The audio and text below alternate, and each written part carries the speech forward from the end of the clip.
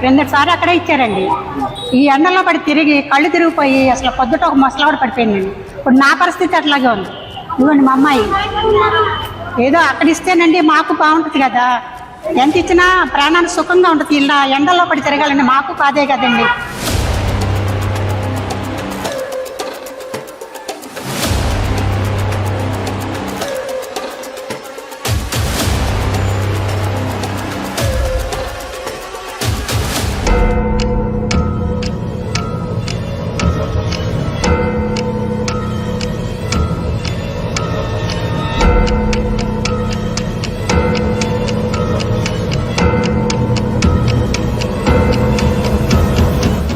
Powerful people make places powerful.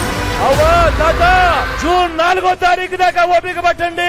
మళ్ళీ మీ బిడ్డ ప్రమాణ స్వీకారం చేస్తాడు. ప్రమాణ స్వీకారం చేసిన మొట్టమొదటి రోజే మళ్ళీ వాలంటీర్లు మళ్ళీ ఇంటికే వచ్చి పెన్షన్లు ఇచ్చే పరిస్థితి మీ బిడ్డ తెస్తాడు అని ప్రతి అవ్వకు ప్రతి తాతకు ఈ సందర్భంగా చెప్తా ఉన్నా.